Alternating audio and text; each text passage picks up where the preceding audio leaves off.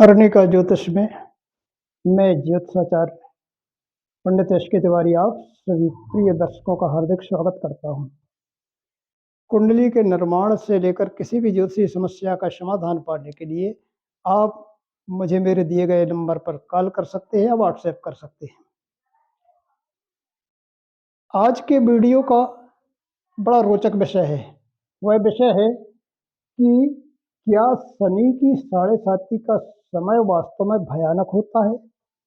लोगों को शनि की साढ़े साती के विषय में जानने की बड़ी जिज्ञासा रहती है, क्योंकि शनि एक ऐसा ग्रह है जिससे सभी डरते हैं और शनि की साढ़े साती का समय और आ जाए तो लोगों में घबराहट पैदा हो जाती कि ना जाने उनके साथ क्या होगा, शनि उनके साथ कैसा फल देगा। ऐसी स्थिति में हर व्यक्ति जानना चाहता है कि शनि की साढ़े साती का समय उसके लिए कैसा गुजरेगा। देखिए, शनि कर्म फलदाता है। शनि कर्मों के आधार पर ही शुभ या अशुभ फल प्रदान करता है। यदि शनि मेहरबान है तो व्यक्ति जीवन में खूब तरक्की करता है, वह जो चाहता है उसे वह प्राप्त भी हो जाता है। लेकिन यदि शनि अशुभ है तो व्यक्ति के जीवन में उसके सारे सुख चैन छीन भी लेता है। इसलिए लोग शनि से डरते हैं। आज हम जानेंगे कि शनि की साढ़े साती का प्रभाव कैसा पड़ता है, या शनि शुभ हो तो साढ़े साती में भी वह शुभ फल कैसे दे सकता है। इसके पहले हम यह बताना चाहते हैं, आजकल हर पंचांग या कैलेंडर में केवल यह लिखा रहता है कि जन्म राशि से 12वीं राशि में जब भी शनि प्रवेश करता है तो उस जन्म राशि वाले को शनि की साढ़े साती प्रारंभ हो जाती है। इसके लिए हम एक उदाहरण के तौर पर देखते हैं, जैसे कि इस समय शनि कुंभ राशि में चल रहा है। कुंभ राशि में चल रहा है। देखिए, शनि जब भी चंद्रमा से 45 अंश की दूरी पर पहुंचता है तभी शनि की साढ़े साती का प्रारंभ माना जाता है। एक कटु सत्य है, ना कि शनि जब भी उस राशि में प्रवेश कर देता है 12वीं राशि में तभी से जन्म राशि वालों को शनि की साढ़े साती का प्रारंभ होता है। यह मान्य नहीं है, यानी यह प्राय सत्य नहीं है। वो कैसे, अब आप देखिए। इस उदाहरण से समझेंगे कि देखिए, कुंभ राशि में शनि ने 18 जनवरी 2023 को प्रवेश किया। वैसे 17 जनवरी की रात्रि में प्रवेश किया था, तो इसको हम 18 जनवरी 2023 मान लेते हैं कि शनि कुंभ राशि में 18 जनवरी 2023 को आया। तो साढ़े साती कैसे प्रारंभ होती है? जो जन्म राशि रहती है, जन्म राशि से जब 12वीं राशि में शनि प्रवेश करता है तभी से साढ़े साती का प्रारंभ माना जाता है, और इसके बाद दूसरी राशि तक भी साढ़े साती के प्रभाव रहता है उस व्यक्ति पर। 3 राशियां कवर करता है, जन्म राशि, 12वीं राशि और जन्म राशि से दूसरी राशि। अब हम ये कैसे जानें कि मीन राशि वाले व्यक्ति को वास्तव में कुंभ राशि में जब शनि 18 जनवरी 2023 को प्रवेश किया, तो लेकिन मीन राशि वाले को वास्तव में वह शनि का प्रभाव या शनि की साढ़े साती कब से प्रारंभ हुई? इसके लिए एक ट्रिक है। जरूरी नहीं कि हर मीन राशि जिनकी है, जिनकी जन्म राशि मीन है, हर व्यक्ति को 18 जनवरी 2023 से ही शनि की साढ़े साती का प्रारंभ हो। इसको हम कैसे जानेंगे? सबसे अच्छा ट्रिक है कि जिस व्यक्ति की जन्म राशि मीन राशि है वो अपनी जन्म कुंडली में देखे कि चंद्रमा, क्योंकि जो चंद्रमा जिस राशि में रहता वही इसकी जन्म राशि रहती है, तो चंद्रमा कितने अंशों पर था उसकी जन्म कुंडली में। हमने उदाहरण लिया है कि मान लीजिए किसी की मीन राशि है लेकिन उसकी जन्म कुंडली में चंद्रमा 27 अंश पर था। अब हम यह देखेंगे कि इस मीन राशि वाले को शनि की साढ़े साती का प्रारंभ कब से हुआ। तो सीधा सीधा एक ट्रिक है, और हर राशि वालों के लिए केवल उनको अपना जन्म चंद्र देखना है कि वो कितने अंश पर था, तो वो निकाल लेंगे कि उसकी साढ़े साती का प्रारंभ कब हुआ। तो जैसे मीन राशि में चंद्रमा 27 अंश पर था, तो सीधा हम क्या देखेंगे कि 45 अंश की दूरी पर शनि जब पहुंचता है तभी साढ़े साती का प्रभाव या साढ़े साती प्रारंभ होती है। तो इसमें से हम क्या करेंगे, 45 में से पहले हम 27 घटा देंगे, बचा कितना, 18। अब इस 18 को भी हम 30 से घटा दें, 30 माइनस 18 बचा कितना, 12, ये 12 अंश हो गया। अब 30 हमने क्यों लिया? क्योंकि शनि एक माह में एक अंश चलता है, तो एक राशि में 30 अंश होते हैं, तो एक राशि को पार करने में उसको 30 माह लग जाते हैं, 2.5 वर्ष। 30 माह लग जाते, यानी एक अंश एक माह का हो गया। हमने क्या देखा कि 45 में से उसके जन्म चंद्र कितने अंश पर था, वो घटा दिया, बचा 18। 30 में से भी वो 18 घटा दिए, बचे 12। इसका मतलब हमने कुंभ में 12 अंश लिख लिया, अर्थात 12 अंश यानी 12 माह हो गए। इसका सीधा तात्पर्य यह है कि जिसकी मीन राशि थी, जिसकी मीन राशि में चंद्रमा 27 अंश पर था, उस व्यक्ति के लिए साढ़े साथी का प्रारंभ जब प्रवेश किया चंद्रमा कुंभ राशि में 18 जनवरी 2023 से, उसके 12 माह बाद ही साढ़े साथी का प्रारंभ होगा, ना कि 18 जनवरी 2023 से होगा। ये सबसे बड़ा ट्रिक है। तो इसका सीधा तात्पर्य यह है कि 18 जनवरी 2024 से मीन राशि वालों के लिए साढ़े साथी का प्रारंभ हुआ है, ना कि 18 जनवरी 2023 से। इसी प्रकार दूसरा उदाहरण लें कि आगे चल के मेष राशि को साढ़े साथी का प्रथम चरण में प्रारंभ हो जाएगा। तो जैसे मीन राशि में शनि कब आएगा? 30 मार्च 2025 को।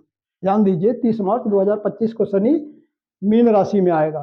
तो जब मीन राशि में शनि आएगा तो जन्म राशि मान लीजिए किसी की मेष राशि है, तो मेष राशि से मीन राशि 12वीं राशि हो गई। यहाँ ले लेते हैं, मान लीजिए ये मेष राशि जन्म राशि है, ठीक है ना, यानी चंद्र राशि कहलाती है। अब चंद्रमा यहाँ पर मान लीजिए 20 अंश पर है, ठीक है ना, तो यहाँ क्या आ जाएगी? मीन, मेष, और यहाँ वृश्चिक, 3 राशि कवर करता है। अब मीन राशि में शनि कब आया? 30 मार्च 2025 को। लेकिन मेष राशि वालों को साढ़े साथी कब प्रारंभ होगी? अब यहाँ ये देखते हैं कि मान लीजिए मेष राशि में चंद्रमा 20 अंश पर था, तो सीधा हम 45 में से 20 घटाएंगे, बचा 25। 30 में से 25 घटा देंगे, बचा 5। यानी जब मीन राशि में 5 अंश पर शनि आएगा, यानी 5 माह, सीधा सीधा 30 मार्च 2025 से 5 माह बाद मेष राशि वालों को शनि की साढ़े साथी का प्रथम चरण प्रारंभ होगा, ना कि इसी समय से चालू हो जाएगा। ये ध्यान देने की आवश्यकता है। बशर्ते आपको केवल इतना देखना है कि जन्म के समय चंद्रमा कितने अंश पर था, उसको 45 में से आप माइनस कीजिए, और जो भी आए शेष उसको 30 में से घटा दीजिए। तो जो 12वीं राशि में कोई भी प्रवेश तारीख लिखी हो शनि की, उतने माह बाद ही उस जन्म राशि वाले को शनि की साढ़े साथी प्रारंभ होगी। कई लोग घबरा जाते हैं। अब हम आगे चलते हैं, तो ये आप समझ गए होंगे कि यदि शनि अशुभ है, जन्म राशि से 12वीं राशि पर आने से या जन्म राशि से 12वीं राशि में प्रवेश करने से शनि की साढ़े साथी प्रारंभ होती है, प्रथम चरण प्रारंभ हो जाता है। इस समय मीन राशि वालों के लिए प्रथम चरण चल रहा है। शनि की साढ़े साथी का समय बहुत कष्टदायक होता है, ये वास्तविकता है।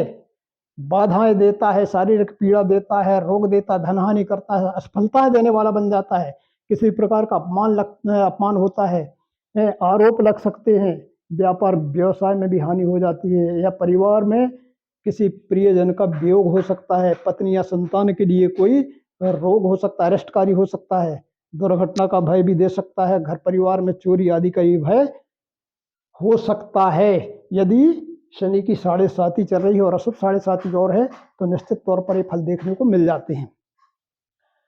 अब शनि की साढ़े साथी का शुभ प्रभाव कैसा होता है, इसको हम एक उदाहरण बताते हैं कि 30 जनवरी 1948 को महात्मा गांधी की हत्या हुई थी। उस समय महात्मा गांधी की साढ़े साथी चल रही थी, जिस समय महात्मा गांधी की 1948 में हत्या हुई थी। ये शनि का कुप्रभाव था, साढ़े साथी का कुप्रभाव था। इसी प्रकार इंदिरा गांधी ने अपनी प्रथम साढ़े साथी के समय, जब उनकी प्रथम साढ़े साथी आरंभ हुई, तो माता को खो दिया उनने। और जब दूसरी साढ़े साथी का प्रारंभ हुआ, दूसरी साढ़े साथी आई इनके लिए, तो उन्होंने अपने पति और पिता को खोया था, श्रीमती इंदिरा गांधी ने।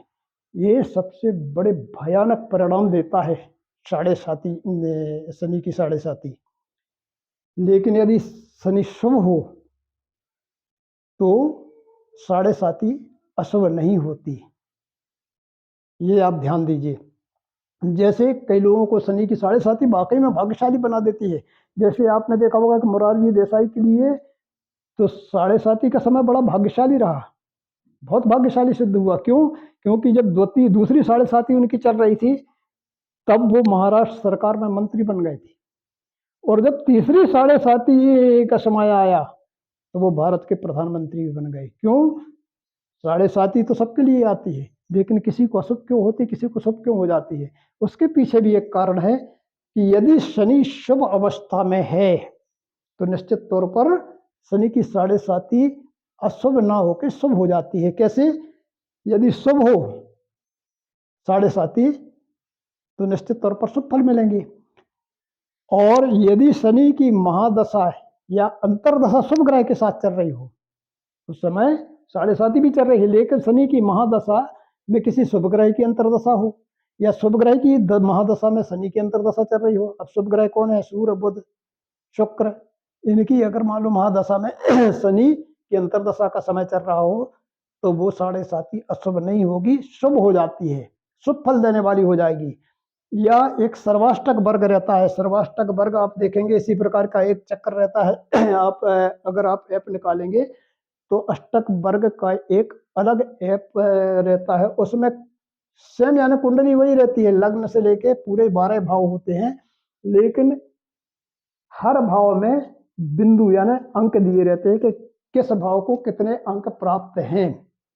उसमें आप देखेंगे कि जिसकी साढ़े साती चल रही है उसकी जन्म राशि से 12वीं राशि में कितने अंक हैं, जन्म राशि में कितने अंक हैं और दूसरी राशि में कितने अंक हैं, ये ध्यान देना है। तो जैसे मान लो मीन राशि है किसी की, अब उसने अपना अष्टक वर्ग देखा निकलवा के, सर्वाष्टक वर्ग जब देखेगा तो उसमें अगर देखेंगे कि इसमें भी अगर उसके 30 बिंदु आए हैं, इसमें भी 30 आए या इससे ज़्यादा आ गए, या इसमें भी कम से कम 30 बिंदु आए हैं, तो निश्चित तौर पर साढ़े साती का दुष्प्रभाव नहीं पड़ेगा। ऐसा व्यक्ति निश्चित तौर पर शुभ फल प्राप्त करने वाला होगा, और शनि सारे सुख सुविधाएं उसको प्रदान करेगा, क्योंकि उसको 12वें भाव में भी 30 बिंदु है जन्म राशि से, जन्म राशि में भी 30 बिंदु हैं या इससे अधिक हैं, और दूसरे भाव में भी। तो सर्वाष्टक वर्ग में यदि 30 से ज्यादा बिंदु हैं तीनों राशियों में तो निश्चित तौर पर शनि अशुभ नहीं रहता। या शनि का एक भिन्नाष्टक वर्ग रहता है, हर ग्रह का एक अलग अष्टक वर्ग होता है। यानी जैसे सूर्य का है तो सूर्य को उसके 12 राशियों में कितने कितने बिंदु मिले हैं, इसी प्रकार चंद्र है, मंगल है, इसी प्रकार शनि का आप शनि का अष्टक वर्ग देखेंगे तो शनि के अष्टक वर्ग में भी हर राशि में बिंदु लिखे रहते हैं। अब वो बिंदु जैसे मान लो आपने देखा कि शनि के अष्टक वर्ग में आपकी जन्म राशि मीन है, इसमें आप देखेंगे कि मीन राशि में कितने बिंदु हैं, 12वीं राशि कुंभ में कितने बिंदु हैं, या दूसरी राशि में इसमें कितने बिंदु हैं। ये बिंदु अगर 5 से अधिक हैं, या 5 भी चलेगा, 5 से कम नहीं होना चाहिए, 5 से अधिक हैं तो निश्चित तौर पर शनि शुभ फल ही देगा, उसकी सारी कामनाओं की पूर्ति करने वाला रहेगा, उसको किसी प्रकार का कष्ट नहीं देने वाला रहेगा वो। अब शनि के 3 भावों में, जो तीनों भाव हैं जैसे जन्म राशि, 12वां भाव और दूसरी राशि, ये 3 भाव कंप्लीट करके चलता है शनि अपने साढ़े साते के समय। तो इन 3 भावों में आप देखेंगे कि शनि जिस राशि में गोचर कर रहा है, क्या वह उसकी अपनी राशि है, या जब इसके बाद दूसरी राशि क्या उसकी मित्र की राशि है, या अगर शनि अपनी राशि में गोचर कर रहा है या अपने मित्र की राशि में गोचर कर रहा है तो भी ऐसे व्यक्ति को साढ़े साती का ज़्यादा प्रभाव नहीं, दुष्प्रभाव नहीं झेलना पड़ता।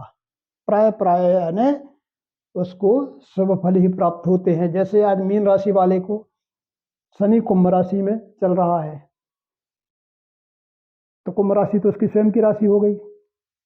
मीन राशि भी गुरु की राशि है तो गुरु के साथ शनि का सम व्यवहार है, यानी ना ये शत्रु है ना मित्र है, यानी समानता का व्यवहार रखता है। तो इस प्रकार शनि ज़्यादा अशुभ नहीं रहेगा।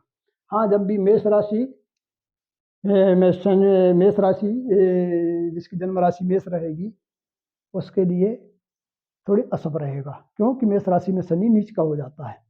तो ऐसी स्थिति को आप देखेंगे कि शनि कब शुभ फल देता है, कब अशुभ फल देता है। या शनि आपकी जन्म कुंडली में देखेंगे और गोचर कुंडली में देखेंगे कि शनि पर यदि शुभ ग्रहों की दृष्टि हो, जहां भी शनि है, अब गोचर में मान लो कुंभ राशि में शनि चल रहा है, उस पर बुध की दृष्टि चल रही है, या शुक्र की दृष्टि चल रही है, या गुरु की दृष्टि चल रही है, या जन्म कुंडली में भी यानी जहां शनि है वहां शुभ ग्रहों की दृष्टि है शनि पर, शुक्र बुध गुरु चंद्र आदि की जो शुभ ग्रह है, तो भी शनि का अशुभ फल नहीं मिलता। अब हम जानेंगे कि यदि 7.5 अशुभ हो रही है तो हमें क्या करना चाहिए ताकि इस अशुभ प्रभाव में कमी आ जाए, या अशुभ प्रभाव कैसे भी क्षीण हो जाए। इसके लिए आपको कुछ उपाय करना पड़ेंगे, मैंने उपाय लिखे हैं। सबसे पहला उपाय है कि आप गंगा जल में काले तिल मिलाकर और बेलपत्र मिलाकर भगवान शिव का अभिषेक करें। क्या काले तिल और बेलपत्र मिलाकर शिव का अभिषेक करें। हर मंगलवार और शनिवार को हनुमान जी की पूजा करें, हनुमान जी की उपासना करें, बजरंग बाण का पाठ करें, हनुमान चालीसा करें या सुंदरकांड करना चाहिए। साथ ही पीपल वृक्ष में भी आप जल में काले तिल डालकर अर्घ दें और साथ में पीपल की 3 परिक्रमा करें।